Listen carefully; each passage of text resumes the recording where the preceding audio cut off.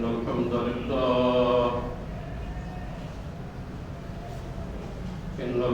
لله نحمده ونستعينه ونستغفره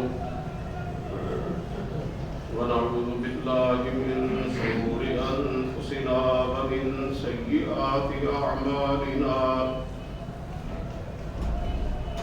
من يهده الله فلا مضل له ومن يضلله فلا هادي له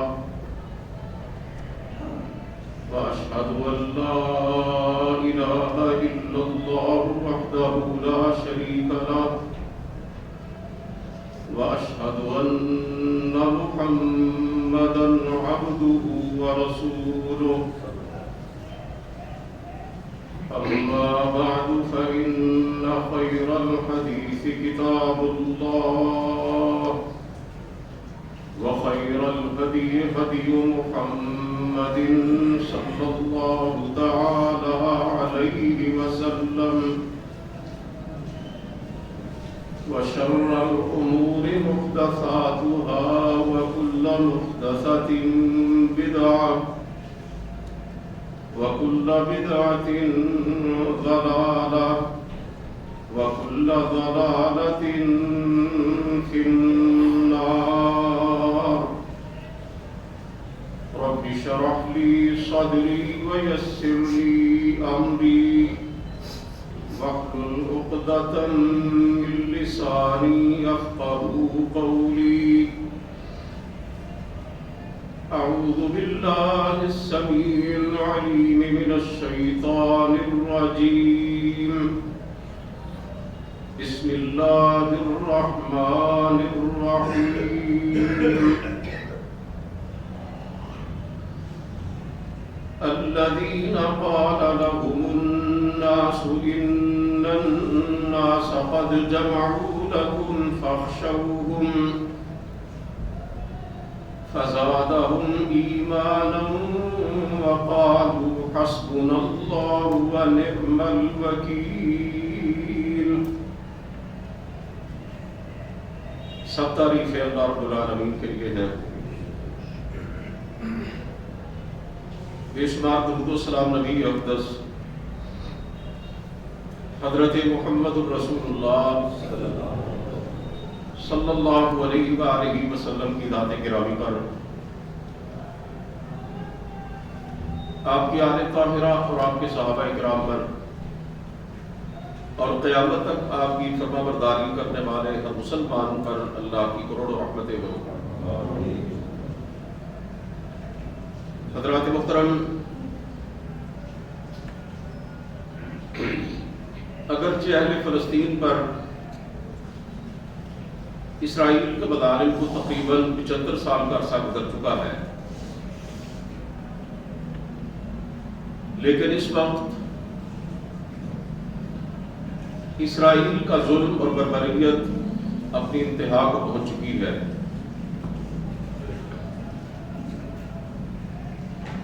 10,000 سے زیادہ فلسطینی مسلمان شہید ہو چکے ہیں، جن میں 4,000 سے زیادہ معصوم بچے ہیں، 2,000 عورتیں ہیں.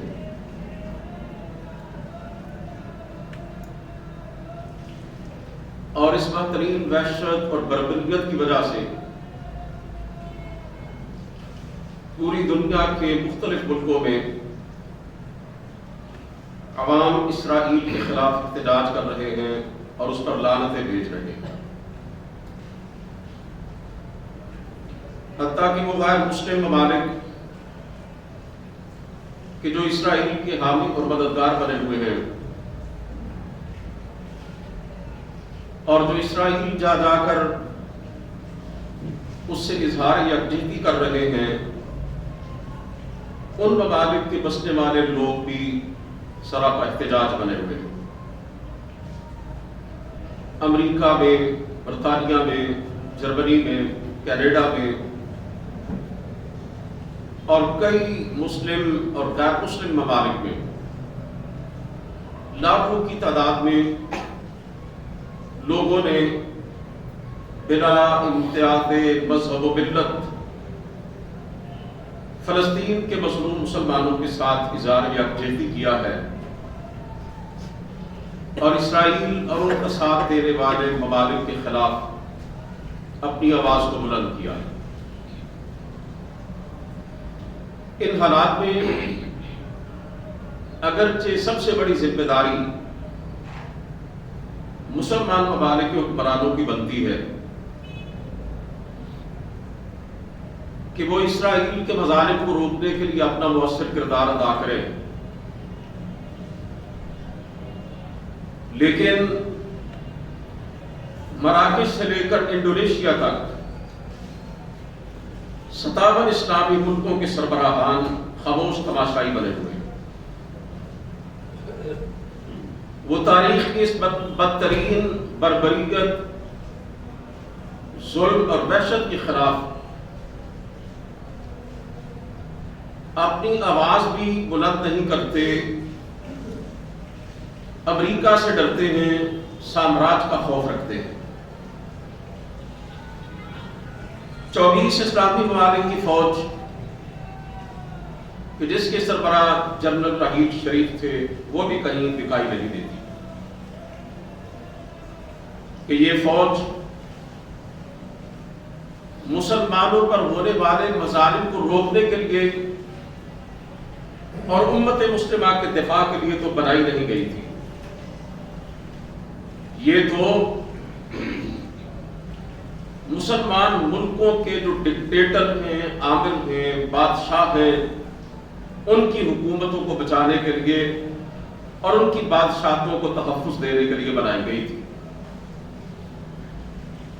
سعودی عرب جو کہ عالم اسلام کا مرکز ہے اور پوری دنیا کے مسلمان سعودی عرب سے گہری محبت اور عقیدت رکھتے ہیں، اور سعودی عرب کے حکمرانوں کو وہ حجاز کا منتظم اور متولی ہونے کی وجہ سے بڑی عقیدت کی نگاہ سے دیکھتے ہیں، اس ملک کے سعودی عرب کا کردار بھی بڑا ہی قابل اعتراض ہے اور بڑا ہی قابل تشویش ہے۔ ہلکے سے ہلکے الفاظ جو مسلمان ممالک کے حکمرانوں کے لیے بولے جا سکتے ہیں وہ یہ ہیں کہ یہ بزدلی، بے غیرتی اور بے حمیتی کے مجسمے بنے ہوئے ہیں، اور سعودی عرب کے حکمران بھی اس سے مستثنا نہیں ہیں، بلکہ میں اگر یہ عرض کروں کہ مملکت سعودی عرب کے حکمران بے غیرتی اور بزدلی میں پوری دنیا کے مسلمان حکمرانوں سے آگے ہیں تو یہ غلط نہیں ہوگا۔ یعنی ایک طرف تو راتوں کی خلوتوں میں اور تنہائیوں میں اسرائیل کی طرف سے فلسطینی مسلمانوں پر بمباری کی جاتی ہے، اور ادھر سعودی عرب کے دارالحکومت ریاض کے اندر موسمی تہوار منایا جاتا ہے اور اس میں موسیقی اور راگ رنگ اور رقص و سرود کا بازار گرم کیا جاتا ہے۔ سرکار دو عالم صلی اللہ علیہ وسلم کے ارشاد گرامی کے مطابق یہ امت جو جسد واحد ہے، جو کہ امت واحدہ ہے، اور جو ایک برادری کا درجہ رکھتی ہے، ایسے لگتا ہے کہ جیسے فلسطین کے مظلوم اور مجبور مسلمان اس امت مسلمہ کا حصہ نہیں ہے۔ یوں لگتا ہے کہ جیسے عالم اسلام کے حکمران اپنے ذہنوں میں یہ بات بٹھائے ہوئے ہیں کہ وہ تو کوئی اور ہی ملت ہے اور کوئی اور ہی طبقہ ہے جن کا ہم سے کوئی تعلق نہیں ہے، لیکن ان دیگرگوں حالات میں کہ جب کہیں سے بھی اہل فلسطین کو کوئی مدد نہیں پہنچ رہی، کوئی ان کے لیے آگے نہیں بڑھ رہا، ان کا جذبہ جہاد، ان کا شوق شہادت اور ان کا جذبہ ایثار اپنی مثال آپ ہے۔ جب آپ ان کے حالات کی طرف نظر دوڑاتے ہیں تو ایسا لگتا ہے کہ جیسے ان کی 5ویں یا 6ٹھی نسل جو کہ جہاد و قتال کے ماحول میں بڑی پلی ہے، اب وہ بھی یہ طے کر چکے ہیں کہ ہم نے ارض فلسطین کو نہیں چھوڑنا، ہم مر جائیں گے، مٹ جائیں گے، کٹ جائیں گے، لیکن ہم نے مسجد اقصی سے دوری اختیار نہیں کرنی۔ میرے عزیزو، اس کا سبب یہ ہے کہ فلسطین کے مسلمانوں کی اکثریت قرآن کریم کے حافظ اور قاریوں پر مشتمل ہے۔ بہت بڑی تعداد میں وہ تہجد گزار ہیں، بڑے پابند شریعت ہیں، بڑے نمازی ہیں، ان کا ایمان اور ان کا ایقان دین اسلام سے ان کی محبت آج کل کے حالات کے اندر بھی بڑی واضح طور پر دکھائی دے رہی ہے۔ میں نے پچھلے 2 خطبات جمعہ میں یہ بات آپ کی خدمت میں عرض کی ہے کہ دعا کا اختیار صرف اللہ کے پاس ہے، وہی قبول کر سکتا ہے اور اسی سے مانگنا چاہیے، اسی کے سامنے اپنا دامن پھیلانا چاہیے۔ ان ناقابل بیان حالات کے اندر بھی فلسطین کے مسلمانوں کی دعائیں ہیں، ان کے التجائیں ہیں، پروردگار کی بارگاہ میں ان کی مناجات ہے۔ شاید آپ میں سے میرے کسی بھائی نے فلسطین کے ایک ہسپتال میں زخمیوں اور لاشوں کے درمیان اور ڈاکٹروں کے ہجوم کے اندر کھڑے ہو کر ایک فلسطینی اندھے بچے کی عربی کے اندر دعائیں سنی۔ یقین جانیں اس کی دعا کا ایک ایک لفظ توحید کا، اللہ رب العزت پر توکل کا، پروردگار کی ذات پر بھروسے کا درس دیتا۔ اس سے یہ بھی پتہ چلتا ہے کہ انہوں نے صبر اور حوصلے کا دامن نہیں چھوڑا، ان کے اندر کمزوری نہیں ہے، استحداد نہیں ہے، مایوسی نہیں ہے۔ اور جیسا کہ میں نے عرض کیا کہ ان کے بچوں کی اکثریت قرآن کریم کے حافظوں پر مشتمل ہے، کیونکہ جب 3 مہینے کی چھٹیاں ہوتی ہیں اسکولوں میں گرمیوں کے موسم میں، تو فلسطین کے لوگ قرآن کریم کے حفظ کی اسپیشل کلاسز کا انعقاد کرتے ہیں، اور ان کلاسز کو انہوں نے تاج الوقار کیمپ کا نام دیا ہوا ہے۔ تاج الوقار کا مطلب ہے وقار اور عزت کا تاج۔ قرآن کریم کے حافظوں کے والدین کے سروں پہ اللہ تعالیٰ تاج پہنائیں گے نا جی، عزت کا لباس پہنائیں گے۔ اس مناسبت سے انہوں نے حفظ قرآن کی کلاسز کو تاج الوقار کیمپ کا نام دیا ہے، اور گرمیوں کی 2.5-3 ماہ کی چھٹیوں میں فلسطینی مسلمانوں کے سینکڑوں بچے قرآن کریم کے حافظ بن کر ان کلاسز سے نکلتے ہیں۔ 8-10 سال کا ایک بچہ ہے اور وہ اپنے تباہ شدہ گھر کے ملبے پر بیٹھا قرآن کریم کی ان آیات کی تلاوت کر رہا ہے۔ وَلَنَبْلُوَنَّكُمْ بِشَيْءٍ مِّنَ الْخَوْفِ وَالْجُوعِ وَنَقْصٍ مِّنَ الْأَمْوَالِ وَالْأَنفُسِ وَالثَّمَرَاتِ وَبَشِّرِ الصَّابِرِينَ الَّذِينَ إِذَا أَصَابَتْهُمْ مُصِيبَةٌ قَالُوا إِنَّا لِلَّهِ وَإِنَّا إِلَيْهِ رَاجِعُونَ۔ اللہ ارشاد فرما رہے ہیں، وہ بچہ تو عربی ہے نا، وہ جانتا ہے قرآن کریم کے ارشاد گرامی کا کیا معنی اور مفہوم ہے۔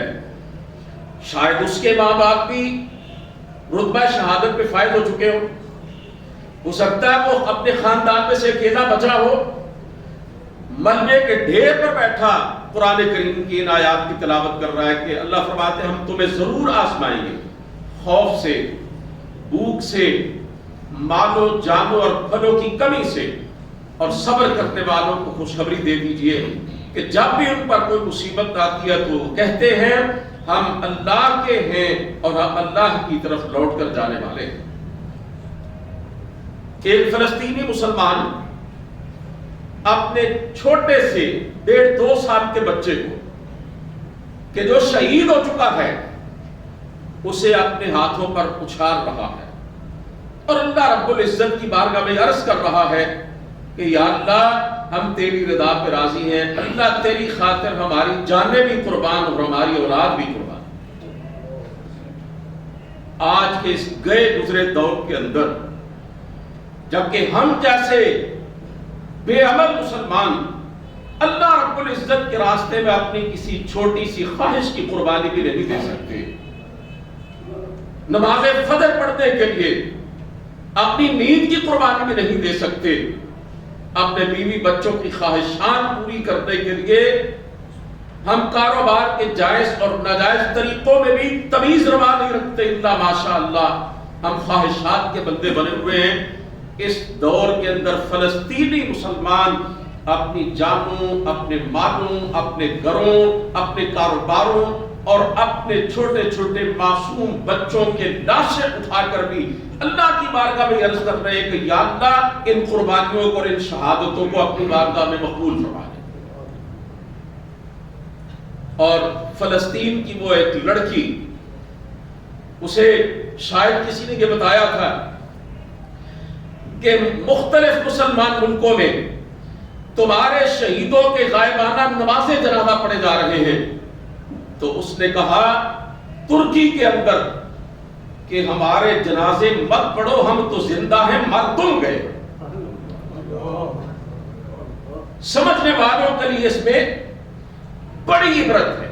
اللہ کیا ارشاد فرماتے ہیں، وَلَا تَقُولُوا لِمَنْ يُقْتَلُ فِي سَبِيلِ اللَّهِ أَمْوَاتٌ، جو میری راہ میں قتل کر دیے جائیں انہیں مردہ مت کہو۔ اور ایک جگہ پہ اللہ فرماتے ہیں وَلَا تَحْسَبَنَّ الَّذِينَ قُتِلُوا فِي سَبِيلِ اللَّهِ أَمْوَاتًا، کہ جو لوگ ہماری راہ میں قتل کر دیے جائیں انہیں مردہ سمجھو بھی مت، بل احیاء عند ربهم یرزقون، بلکہ وہ زندہ ہیں اور ان کو ان کے رب کے ہاں رزق دیا جاتا ہے۔ فلسطینی مسلمان بچی کے لیے الفاظ مسلمان حکمرانوں کے چہروں پر تمانچے کی حیثیت رکھتے ہیں کہ وہ فلسطین جس کے ارد گرد مسلمان ممالک کا جال بچھا ہوا ہے، وہ چھوٹا سا اسرائیل کا ملک جو مسلمان ممالک کے وسیع و عریض رقبوں کے اندر ایک نقطے کی حیثیت رکھتا ہے، وہ غزہ جسے آج ایک جیل کے اندر تبدیل کر دیا گیا ہے، جس کے بسنے والے 20-22 لاکھ مسلمانوں کے پاس نہ پانی ہے، نہ بجلی ہے، نہ کھانے پینے کی اور نہ ادویات کی رسد ہے، ان کے ہسپتالوں پر بھی بمباریاں کر کے ان کے زخمیوں کو تڑپایا جا رہا ہے۔ وہ ایک کھلی جیل کی حیثیت اور ایک حکومت خانے کی حیثیت اختیار کر چکا ہے۔ اسی غزہ کے بالکل پاس تو مصر کا ملک ہے جس کی آبادی کروڑوں کے اندر ہے اور جس کے آرمی چیف بدترین اور لعین شیطان جنرل عبد الفتاح السیسی نے چند سال پہلے امریکہ کے اشاروں پر ناچتے ہوئے اخوان المسلمون کے منتخب مصر کے صدر ڈاکٹر محمد مرسی کی حکومت کا تختہ الٹا تھا اور اخوان المسلمون کے ہزاروں لوگوں کو خاک و خون میں تڑپایا تھا۔ ایک رات کے اندر مسجد رابعہ ادویہ میں 3000 اخوانیوں کو بڑی بے دردی کے ساتھ شہید کر دیا۔ سڑکوں پر ان کے جیتے جاگتے وجودوں پر بلڈوزر چلا دیے تھے۔ وہ ظالم اور سفاک جس نے امریکی اشارے پر ناچتے ہوئے کٹھ پتلی کا کردار ادا کرتے ہوئے اپنے ہی ہم وطنوں کو مسلمانوں کو خاک و خون کے اندر تڑپا کے رکھ دیا تھا، آج وہی بغیرت مصر کا حکمران ہے اور اس کے بے حس وجود کے اندر اتنی بھی جرت نہیں پیدا ہو رہی کہ وہ رفح کراسنگ کے ذریعے فلسطینی مسلمانوں تک کوئی کھانے پینے کا سامان ہی پہنچا سکے۔ ان کی مدد کرنا اور ان کے لیے اپنی فوجوں کو حرکت میں لانا تو دور کی بات ہے۔ اللہ رب العزت نے قرآن کریم میں یہ بات ارشاد فرمائی والذین کفروا بعضهم اولیاء بعض، جو کافر ہیں وہ ایک دوسرے کے دوست ہیں۔ آج دیکھیے قرآن کریم کے یہ الفاظ کس طرح موجودہ حالات کے اندر اپنی صداقت کا اعلان کر رہے. سارا عالم کفر اکٹھا ہے. اسرائیل یہودی ہے، امریکہ عیسائی ہے، برطانیہ عیسائی ہے، فرانس عیسائی ہے، اٹلی عیسائی ہے، اور ان تمام ملکوں کے حکمران جو عیسائی مذہب سے تعلق رکھتے ہیں وہ اسرائیل کے یہودی حکمرانوں کے ساتھ کندھے سے کندھا ملا کے کھڑے ہیں. انہیں اسلحہ بھی دے رہے ہیں، سرمایہ بھی دے رہے ہیں، اور جنگ طویل ہونے کی صورت میں اس کا پورا ساتھ دینے کا اعلان کر رہے ہیں. آج بھی عالم کفر عالم اسلام کے خلاف متحد ہے، اور اللہ رب العزت نے اسی آیت کے اگلے الفاظ کے اندر یہ بات ارشاد فرمائی اِلَّا تَفْعَلُوهُ تَكُنْ فِتْنَةٌ فِي الْأَرْضِ وَفَسَادٌ كَبِيرٌ. اے مسلمانوں، اگر تم نے یہ نہ کیا، کیا جو یہ کافر کر رہے ہیں ایک دوسرے کے ساتھی حمایتی اور مددگار ہیں، اگر تم بھی ایک دوسرے کے ساتھی حامی اور مددگار نہ بنے، اگر تم نے بھی آپس میں سیسا پلائی دیوار بن کر ان کا مقابلہ نہ کیا اور ایک دوسرے پر اگر ظلم کیا کافروں نے، اللہ کے باغیوں نے، اور تم نے اپنے مسلمان بھائیوں کا ساتھ نہ دیا، تو زمین پر بڑا فتنہ پھیلے گا اور فساد برپا ہوگا.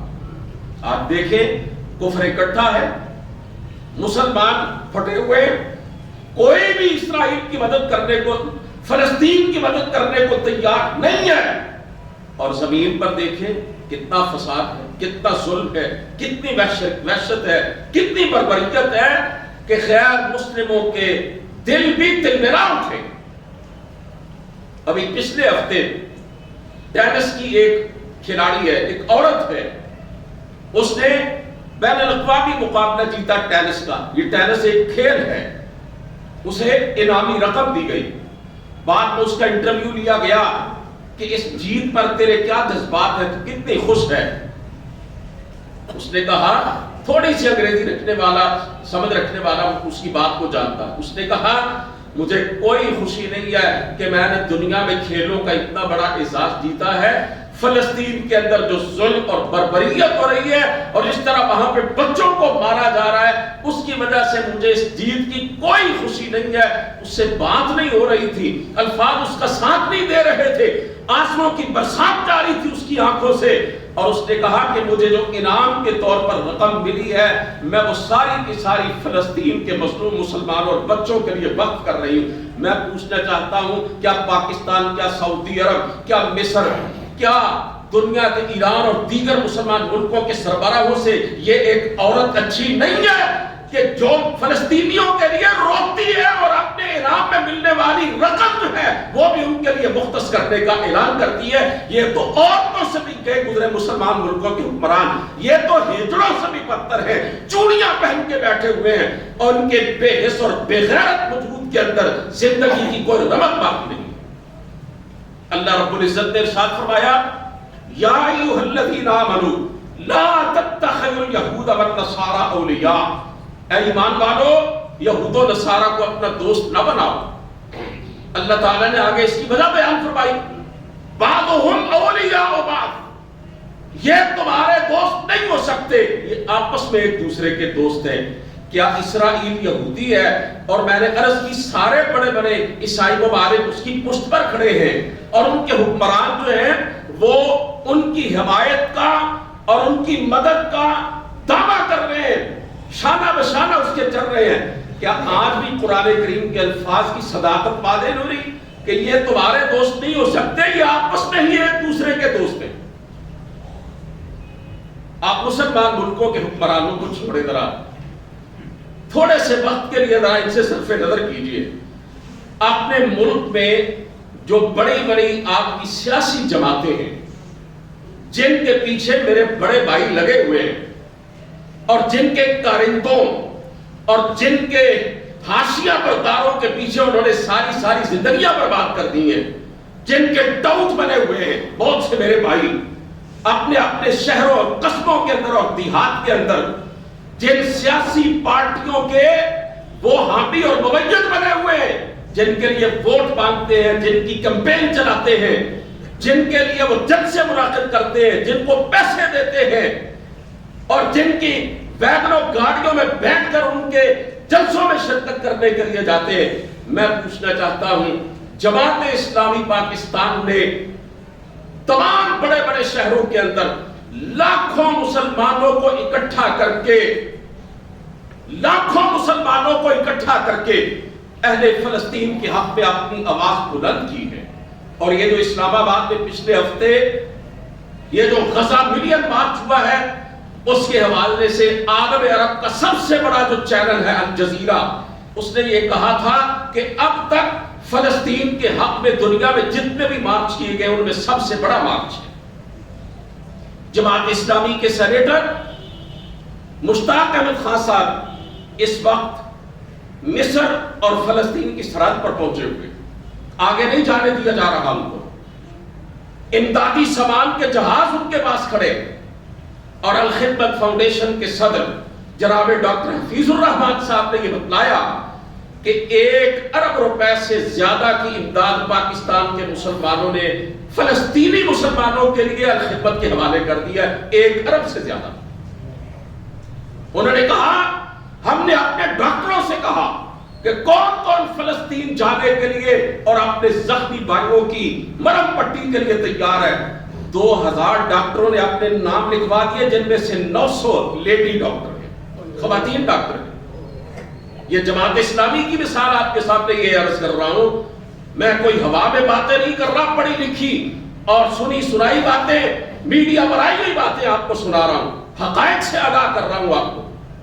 اور دوسری طرف یہ پیپلز پارٹی، یہ مسلم لیگ نون اور یہ پی ٹی آئی اور دیگر سیاسی جماعتیں.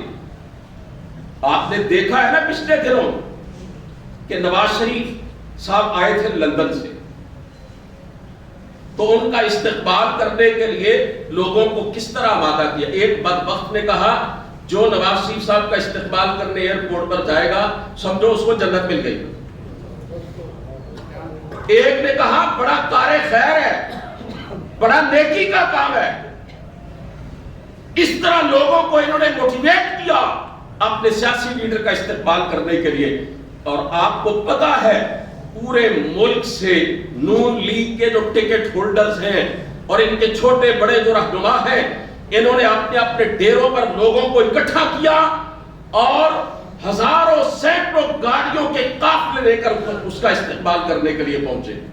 اسی طرح یہ جو نئی پارٹی ایک وجود میں آئی ہے استحکام پاکستان پارٹی، ان کا جلسہ حفظ آباد میں ہوا ہے اور آپ کے شہر کے اندر سے ہی ہزاروں لوگوں کو اس پارٹی کے ٹکٹ ہولڈرز نے اور لیڈروں نے اپنے خرچے پر اپنی گاڑیوں میں بٹھایا، کھانا بھی کھلایا، ان کو لے کر بھی گئے. پیپلز پارٹی کی طرف سے کوئی مارچ، کوئی احتجاج، کسی قسم کی کوئی ریلی، فلسطین کے حق میں کوئی آواز اگر آپ کو سنائی دی ہے تو ذرا مجھے بھی بتلائیے گا. اس کا سبب کیا ہے؟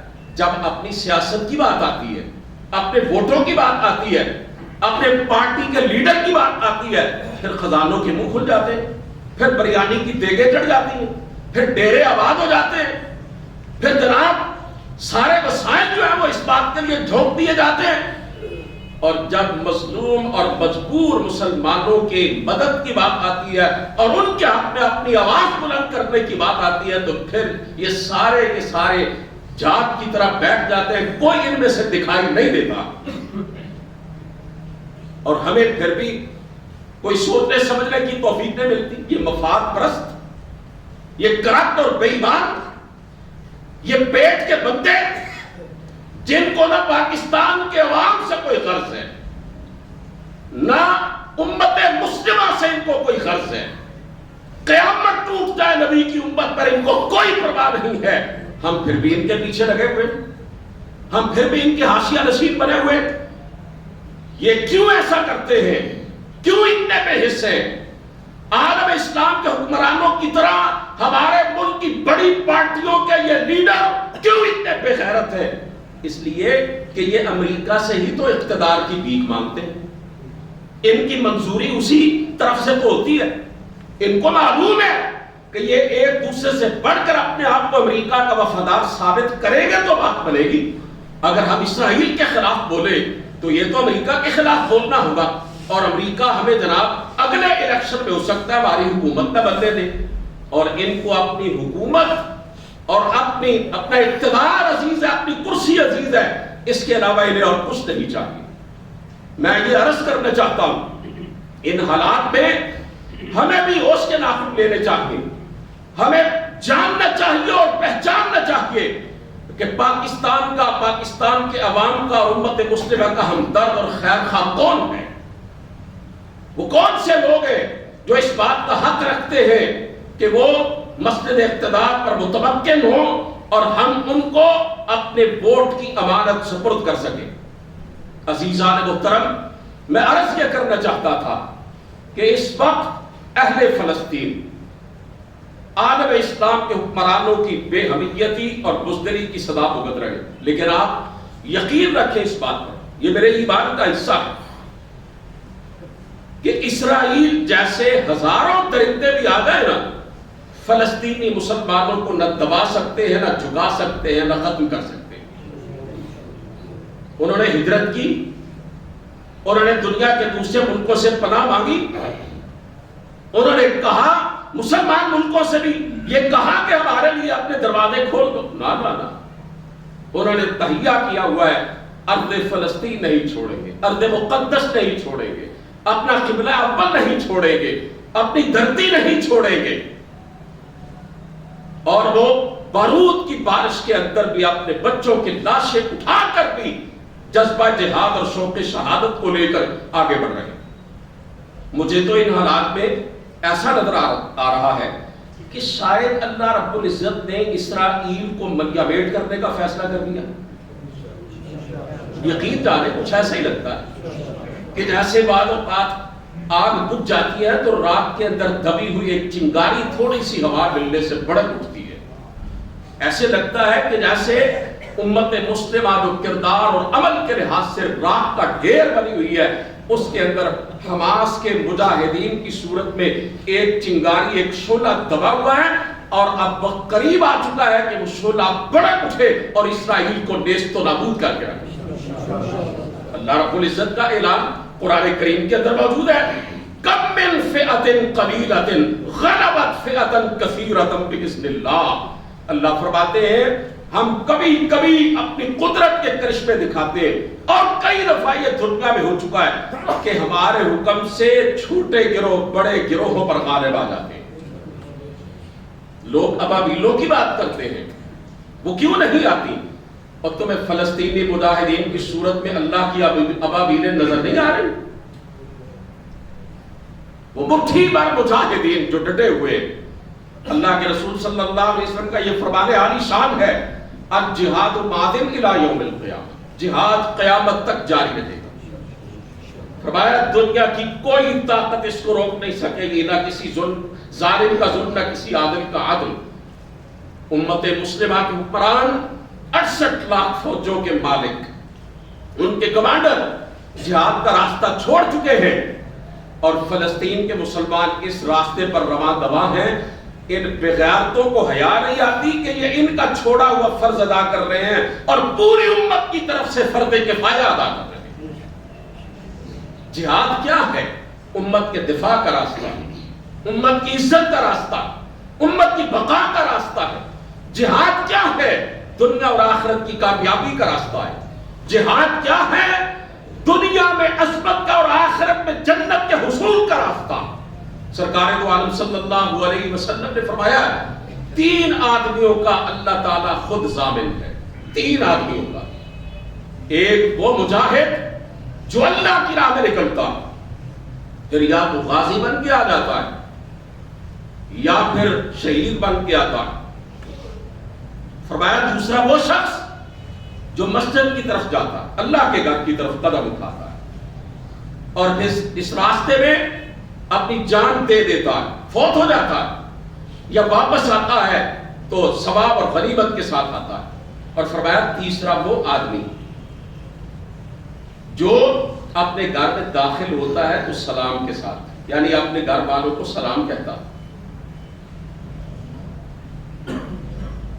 گھر میں داخل ہوتے ہوئے جیسا کہ اللہ رب العزت نے فرمایا فَإِذَا دَخَلْتُمْ بُيُوتًا فَسَلِّمُوا عَلَىٰ أَنفُسِكُمْ تَحِيَّةً مِّنْ عِندِ اللَّهِ مُبَارَكَةً طَيِّبَةً، کہ جب تم اپنے گھروں میں جاؤ تو اپنے گھر والوں کو سلام کہا کرو. تم سلام کہو گے اپنے گھر والوں کو، اللہ اس کے نتیجے میں تم پر اور تمہارے گھر والوں پر اپنی رحمتیں اور برکتیں نازل کرے گا. ان تین آدمیوں کا سرکار دو عالم صلی اللہ علیہ وسلم نے فرمایا اللہ ضامن ہے. رسول کریم صلی اللہ علیہ وسلم نے ایک دفعہ دین کی تمام تعلیمات اور عبادات کا تذکرہ فرمایا، اور لمبی حدیث ہے، اس میں آپ صلی اللہ علیہ وسلم نے فرمایا ذروۃ سنامہ الجہاد، جو اسلام کی کوہان ہے. جیسے اونٹ کے جسم میں اس کی کوہان سب سے نمایاں ہوتی ہے نا، سب سے اونچی ہوتی ہے، اونٹ کے جسم پر چوٹی کی طرح ہوتی ہے. سرکار دو عالم صلی اللہ علیہ وسلم نے فرمایا اسی طرح اسلام کی چوٹی اور اسلام کی کوہان جہاد ہے. قرآن کریم کا مطالعہ کیجیے، آپ کو نظر آئے گا کہ اللہ رب العزت نے نماز کا حکم دیا ہے، طریقہ نہیں بتلایا، تعداد نہیں بتلائی، تفصیلات نہیں بتلائی، زکوٰۃ کا تذکرہ کیا، ڈیٹیل نہیں بتلائی، حج کا حکم دیا ہے، حج کے مناسک اور طریقے نہیں بتلائے. لیکن جہاد کے بارے میں جب ہم پڑھتے ہیں قرآن کریم میں جہاد کی فردیت کے ساتھ ساتھ جہاد کے طریقے بتلائے، جہاد کی شرائط بتلائی، جہاد کی تفصیلات بتلائی، جہاد کے حالات بتلائے. 400 سے 500 کے درمیان قرآن کریم کے اندر جہاد کے حوالے سے آپ کو آیات ملے گی، سورتوں کے اندر، پاروں کے اندر بکھری ہوئی ملے گی. اور یہ بات یاد رکھیے، جو لوگ اللہ کی راہ میں قربانیاں دیتے ہیں، جہاد و قتال کا راستہ اختیار کرتے ہیں، اللہ رب العزت ان کی ضرور بے ضرور مدد کرتے ہیں. اللہ فرماتے ہیں الا ان نصر اللہ قریب، ہماری مدد بالکل قریب ہے. کسی جگہ پہ اللہ رب العزت ارشاد فرماتے ہیں کتب اللہ لاغلبن انا ورسلی، ہم نے یہ اپنے اوپر طے کر لیا ہے. اللہ فرماتے ہیں کہ ہم بھی غالب آئیں گے اور ہمارے رسول بھی غالب آئیں گے. اللہ رب العزت نے کبھی مجاہدین فی سبیل اللہ کو تنہا نہیں چھوڑا ہے. اللہ کی تائید و نصرت ان کی پشت پہ ہوتی ہے، ساری دنیا بھی ان کا ساتھ چھوڑ جائے. اللہ کی ذات پر توکل اور بھروسے کی کا اسلحہ لے کر جب مجاہدین میدان عمل میں آتے ہیں، پھر اللہ دنیا والے ساتھ دے یا نہ دے، آسمان سے فرشتوں کی فوجیں نازل کر کے اپنے مجاہد بندوں کی مدد کرتا ہے. اور یہ غزوہ بدر میں بھی ہوا، غزوہ حنین میں بھی ہوا، اور اسی طرح جہاد کشمیر اور جہاد افغانستان کے اندر بھی جن لوگوں نے اپنا کردار ادا کیا، کعبے کے رب کی قسم ہے ان سے ذرا پوچھئے کہ کس طرح انہوں نے اللہ تعالیٰ کی مدد، غیبی مدد آسمانوں سے اترتے ہوئے دیکھی. ایسے ایسے مناظر انہوں نے دیکھے اور بیان کیے کہ انسان تسلیم کرنے پہ مجبور ہو جاتا ہے کہ اللہ تعالیٰ نے اپنے ملائکہ کو ان کی مدد کے لیے اتارا تھا. فلسطین کے ایک نوجوان عالم دین تھے ڈاکٹر عبداللہ عزام، مدینہ منورہ میں یونیورسٹی میں پڑھے، بہت بڑے عالم بنے، ارض جہاد، ارض فلسطین کے رہنے والے. آج جس فلسطین کے اندر وحشت اور بربریت کا کھیل کھیلا جا رہا ہے، اسی فلسطین کے اندر پیدا ہونے والے اور اپنے لڑکپن اور جوانی کو پہنچنے والے. جب جہاد افغانستان شروع ہوا تو افغانستان کے اندر آ گئے. بڑے عظیم کمانڈر تھے جہاد افغانستان میں. بعد میں انہوں نے ایک کتاب لکھی، میدان پکارتے. اس کتاب کا مطالعہ کیجئے. اس عالم ربانی نے، اس مجاہد فی سبیل اللہ نے جہاد افغانستان کے دوران روسی افواج سے لڑتے ہوئے ایسے درجنوں واقعات اپنی کتاب کے اندر بیان کیے. وہ کہتا ہمیں سمجھ نہیں آتی تھی، ہم گولی بعد میں چلاتے تھے، میزائل بعد میں چلاتے تھے، اور روسی فوجوں کے پرخچے پہلے اڑ جاتے تھے. ایسے ایسے اللہ کی تائید و نصرت کے مناظر ہم نے دیکھے. ہم یہ کہنے پر مجبور ہو گئے کہ ملائکہ جو ہمیں نظر نہیں آ رہے لیکن روس کی افواج کے ساتھ لڑ رہے. یہ اللہ کی راہ کا مجاہد جو وطن چھوڑ کے آیا، اپنے بیٹوں کے ساتھ پشاور کے اندر کار بم دھماکے میں ہمارے پاکستان کے اندر اس کو شہید کیا گیا۔ عرض کرنے کا مقصد یہ ہے کہ اللہ کی مدد افراد کی محتاج نہیں ہوتی۔ اگر مقابلے پر دشمن بہت زیادہ ہے، اسلحہ اور طاقت بہت زیادہ اس کے پاس، تو میرے عزیزوں، جو اللہ رب العزت جہاد اور مجاہدین کا حامی اور مددگار ہے، اس کے لشکر، وہ تو خود کہتا ہے وَمَا يَعْلَمُ جُنُودَ رَبِّكَ إِلَّا هُوَ۔ دنیا والوں کے لشکر اور فوجیں تمہیں دکھائی دیتے ہیں، تم کہتے ہو بہت زیادہ ہیں، اللہ فرماتے ہیں میرے کتنے لشکر ہیں میرے سوا جانتا ہی نہیں کوئی، اس کے لشکر بے بہا ہے۔ آج ہم اہل فلسطین کے صبر، حوصلے، ایثار، قربانی، جذبہ جہاد اور شوق شہادت کو دیکھتے ہیں تو قرآن کریم کی 2 آیات ذہن کے اندر آتی ہیں۔ میں وہ آیات آپ کو سنانے کی سعادت حاصل کرنا چاہتا ہوں۔ غزوہ احد میں 70 مسلمان شہید ہوئے تھے۔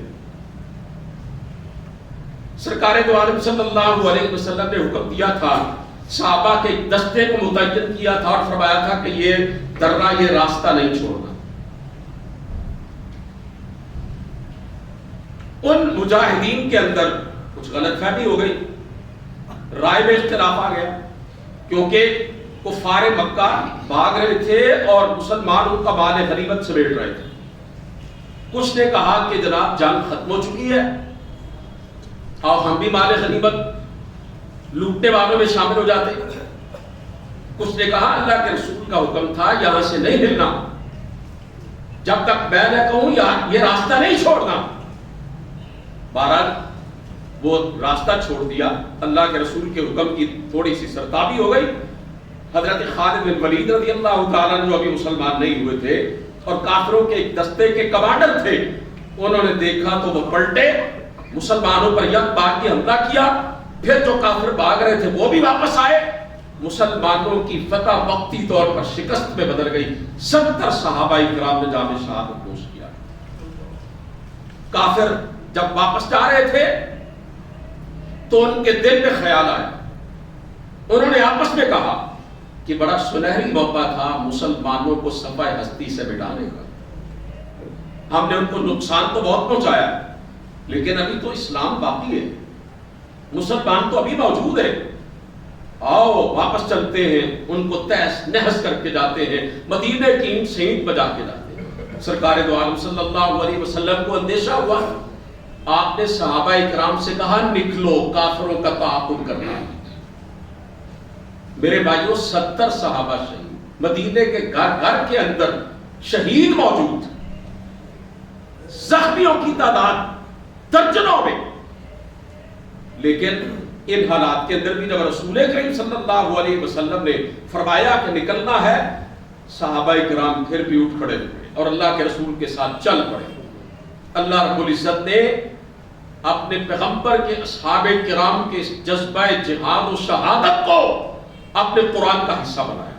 اللہ فرماتے الذین استجابوا للہ والرسول من بعد ما اصابہم القرح، میرے وہ بندے کہ جنہیں بڑا زخم لگ چکا، میدان احد میں جنہیں بہت بڑا زخم لگا، 70 شہید ہوئے، سینکڑوں زخمی ہوئے، انہوں نے جب اللہ اس کے رسول کا حکم سنا تو اسے فوراً قبول کیا۔ اس حالت میں بھی ایک لمحے کا تأمل نہیں کیا، یہ نہیں کہا کہ اللہ کے رسول ذرا تھوڑا سا ٹھہر جائیے، ابھی تو شہیدوں کا غم بہت ہے، فوراً اٹھ کھڑے ہوئے۔ للذین احسنوا منہم واتقوا اجر عظیم، اللہ فرماتے ہیں ان میں سے جنہوں نے نیکی کی اور تقوی اختیار کیا ان کے لیے بڑا اجر ہے۔ اگلے الفاظ ہیں الذین قال لهم الناس ان الناس قد جمعوا لكم فاخشوهم، اللہ فرماتے ہیں کہ میرے وہ بندے تھے کہ جب ان سے اور لوگوں نے کہا نا کہ تمہارے لیے بڑے دشمن اکٹھے ہو چکے ہیں، بڑی فوجیں اکٹھی ہیں، حالات کو جانتے ہو تم، ان سے ڈر جاؤ، تو اللہ فرماتے ہیں فزادہم ایمانا، ان کا ایمان اور بڑھ گیا۔ وقالوا حسبنا اللہ ونعم الوکیل، اور انہوں نے کہا کچھ بھی ہو جائے، کتنے ہی فوجیں آ جائیں، کتنا ہی لشکر آ جائے، دشمن کی تعداد کتنی ہی زیادہ کیوں نہ ہو، حسبنا اللہ ونعم الوکیل، اللہ ہمارے لیے کافی ہے اور وہ بہترین کا احساس ہے۔ صحابہ کرام رسول کریم صلی اللہ علیہ وسلم کے ساتھ نکلے، حمراء الاسد، مدینہ منورہ سے 8 میل کے فاصلے پر یہ مقام ہے، وہاں مسلمان پہنچے، کفار کے دلوں میں اللہ نے رعب ڈال دیا، وہ ڈر گئے اور اسی طرح مکہ مکرمہ واپس آ گئے۔ اللہ کی قسم آج فلسطین کے مسلمانوں کی بھی یہی کہتی ہے، ذرا دیکھیں تو صحیح، 5000 بچے ذبح ہو گئے، ان کے چھوٹے چھوٹے شیر خاروں کے چیتڑے ہو گئے، وہ اپنے بچوں کی لاشوں کو، وہ جیسے حضرت حسین رضی اللہ تعالیٰ عنہ نے اپنے ننھے سے لخت جگر کو میدان کربلا میں جب یہ دشمنوں سے کہا تھا نا کہ اس معصوم کا کیا قصور ہے، وہ پیاس سے بلک رہا ہے، اس کے لیے تھوڑا سا پانی دے دو، جواب میں تیر آیا تھا اور علی اصغر کے حلق کے اندر پیوست ہو گیا تھا۔ حضرت حسین رضی اللہ تعالیٰ نے اس خون کا چلو بھرا اور آسمانوں کی طرف اٹھا کے کہا، یا اللہ تو دیکھ کتنا ظلم ہو رہا ہے، تیرے نبی کی امت تیرے نبی کے نواسے کے ساتھ کیا ظلم کر رہے ہیں، اللہ اس مظلومیت کی دہائی تیری بارگاہ میں دیتا ہوں۔ اسی طرح فلسطین کے مسلمان اپنے بچوں کے کٹے پٹے لاشیں اٹھا کر آسمان کی طرف بلند کر کے کہہ رہے ہیں، یا اللہ ہم تجھ سے راضی ہیں، اللہ ہماری جانوں کی قربانی بھی قبول کر لے، ہمارے مالوں کی قربانی بھی قبول کر لے، ہماری اولاد کی قربانی بھی قبول کر لے، اللہ تیری بارگاہ میں کوئی گلہ نہیں ہے، کوئی شکوہ نہیں ہے۔ ہمارے گھر میں تھوڑی دیر کے لیے پانی بند ہو جائے تو افراتفری بن جاتی ہے، کچھ دیر کے لیے بجلی چلی جائے تو کیا صورتحال بنتی ہے، ذرا غور تو کرو۔ اور جن کے پاس بجلی نہیں ہے، پانی نہیں ہے، کھانا پینا نہیں ہے، جن کے گھر مسمار کر دیے گئے ہیں اور جن کے بچے جو ان کے پرخچے اڑا دیے گئے، جن کی ماؤں بہنوں بیٹیوں کو خاک و خون میں قتل کر کے رکھ دیا گیا، ذرا ان کا ایمان، ان کا توکل، اللہ کی ذات پر ان کا بھروسہ اور رب کی رضا پہ راضی رہنے کا ان کا جذبہ تو ملاحظہ فرمائیے۔